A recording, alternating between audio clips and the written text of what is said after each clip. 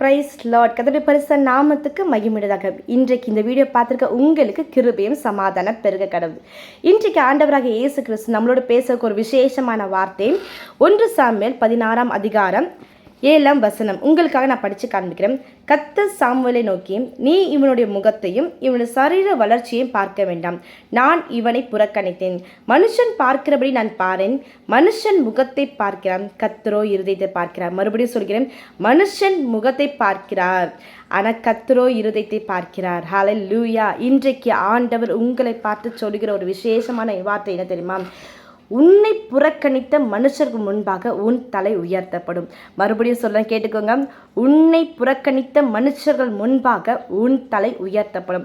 நீங்கள் எந்த இடத்துலலாம் ஒதுக்கப்பட்டு புறக்கணிக்கப்பட்டிருக்கிறோம், எந்த இடத்துலலாம் நீங்கள் அவமானத்தில் சந்திக்கிறீங்களோ அந்த இடத்துல நிச்சயமாய் எந்த மனுஷர்கள் முன்பாக அவமானத்தையும் வேதனையும் புறக்கணிக்கப்பட்ட நிலைமையில் நீங்கள் இருக்கிறீங்களோ அவர்கள் முன்பாக உங்கள் தலை உயர்த்தப்படும்.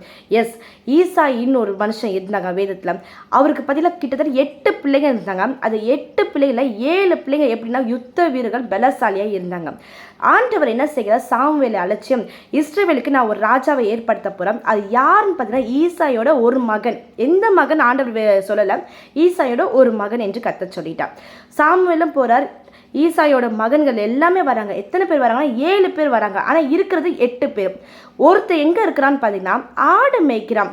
அப்போது ஈசாய் என்ன செய்கிறாரு? ஒரு தகப்பனாக இருந்து என்ன செஞ்சுருக்கணும் அப்படின்னா, இன்னைக்கு ஆண்டவர் ஒரு இஸ்ரவேல் ஜனங்களில் ராஜாவாக ஒரு மனுஷனை ஏற்படுத்த போகிறார். அது யார் வேணாலும் இருக்கலாம்.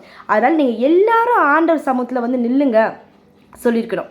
ஆனால் அப்படி சொல்லாமல் 7 பேரை மட்டும் அழைச்சி 7 பேரை மட்டும் வர வைக்கிறார். அதில் ஒருத்தரை மட்டும் ஆடு மேய்க்க வைக்கிறார். அவர் பேர் தான் தாவீது.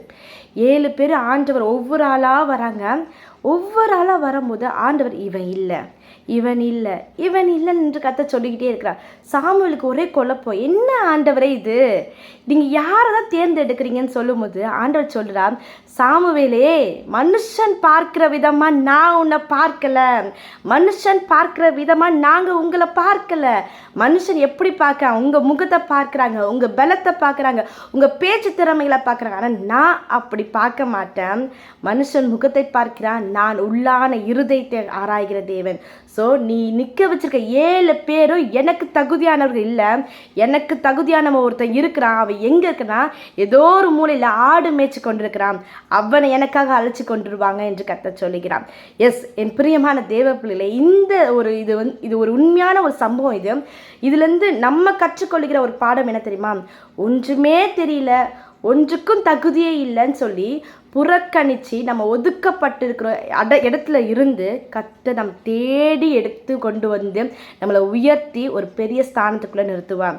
நிச்சயமாய் அவர் நிறுத்துவான். Have a nice day. God bless you.